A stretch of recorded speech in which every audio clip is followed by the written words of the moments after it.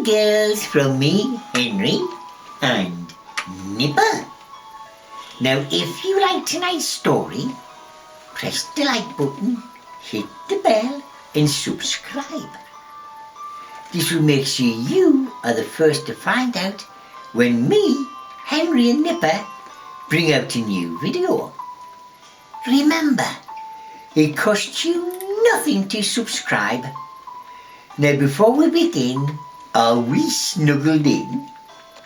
Tonight's story is called The Prince with the Nose. The story of a prince with a very, very large nose indeed.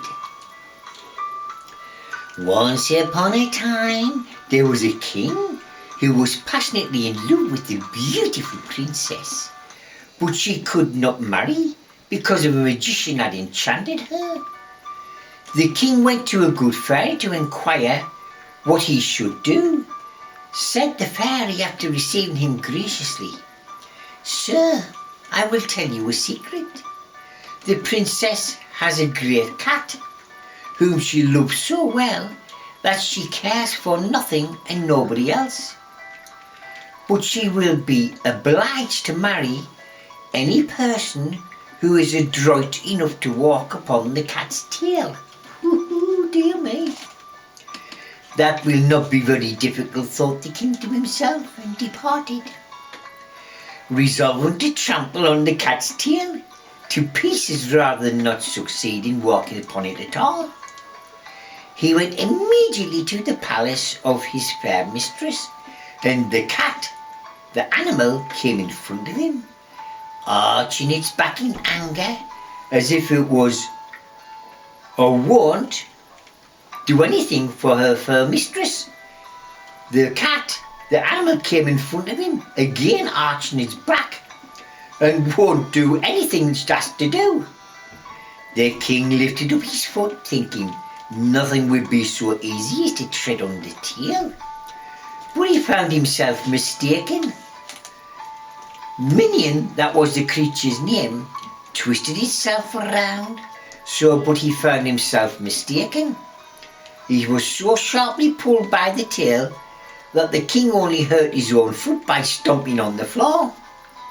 For 8 days he did pursue the cat everywhere. Up and down the palace he was after it from morning till night, but with no better success. The tail seemed to be made of quicksilver, so very lively it was. At last the king had the good fortune to catch the cat Minion asleep, when tramp, tramp, he trod on the tail of the cat with such force. Minion woke up, meowed horribly, and immediately changed from a cat into a large, fierce-looking man, who regarded the king with flashing eyes. "You must mind the princess," cried he, "because you have broken the enchantment in which I held her. But I will revenge you. You shall have a son with a nose as long as that." He made in the air a curve of a half a foot. "Yet he shall believe he's just like any other noses, and shall be always unfortunate till he is found out it is not. And if you ever tell anybody of this threat of mine, you shall die on the spot." So saying, the magician disappeared. Oh dear me. The king, who was at first terrified, soon began to laugh at this adventure. "My son might have a worse misfortune than too long a nose," thought he. "At least he will hinder him neither in seeing nor hearing. I will go and find the princess and marry her at once." He did so, but he only lived a few months after and died before his little son was born, so that nobody knew anything about the secret of the nose. The little prince was so much wished for that when he came into the world they agreed to call him Prince Wish. He had beautiful eyes and a sweet little mouth, but his nose was so big that it covered half his face. The queen, his mother, was inconsolable, but her ladies in waiting tried to satisfy her by telling her that the nose was not nearly so large as it seemed, that it would grow smaller as the prince grew bigger, and that if he did not, a large nose was indispensable to a hero. All great soldiers, they said, had great noses, and everybody knew that. The queen was so very fond of her son that she listened eagerly to all this comfort. Shortly she grew so used to the prince's nose that it did not seem to her any larger than an ordinary nose to the court, where in process of time everybody with a long nose was very much admired, and then the unfortunate people who had only snubs were taken very little notice of. Great care was observed in the education of the prince, and as soon as he could speak they told him all sorts of amusing tales, in which all the bad people had short noses and all the good people had long ones. No person was suffered to come near him who had a nose of more than ordinary length. Nay, to such an extent did the courtiers carry their fancies that the noses of all the little babies were ordered to be pulled out as far as possible several times a day in order to make them grow. But go as they would never grow as long as the prince's wish.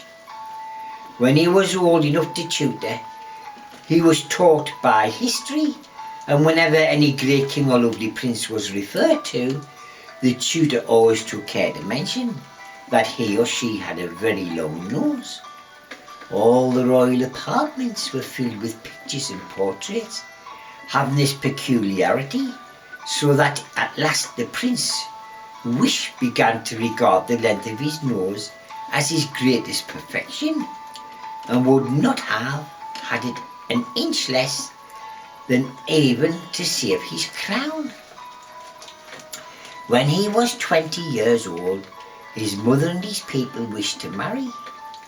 They procured for him the likeness of many a princess, but the only one he preferred was a Princess Darling, daughter of a powerful monarch and heiress to such several kingdoms.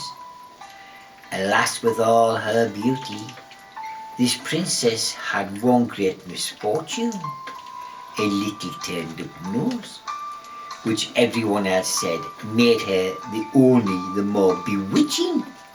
But here in the kingdom of the Prince Wish, the courtiers were thrown by into the utmost perplexity. Were they the habit of laughing at a small nose? But how dared they make fun of the nose of a Princess Darling? Two unfortunate gentlemen who Prince Wish had overheard doing so were banished from the court and the capital. Oh dear me! After this the courtiers became alarmed and tried to correct their habit of speech, but they would have found themselves in constant difficulties had not one clever person struck out a bright idea. He said that though it was indispensably necessary for a man to have a great nose, women were different, and that a learned man had discovered in a very old manuscript that celebrated Cleopatra, Queen of Egypt, the queen of the ancient world, had a turned up nose. At this point the information Prince wished was so delightful that he made the courtier a very handsome present, and immediately set off ambassadors to Princess Darling in marriage. She accepted his offer at once and returned with the ambassadors to the palace. Now children, we will complete this story in part 2 of The Prince Nose, because it's a very long tale. So nighty night children, nighty night, nighty night.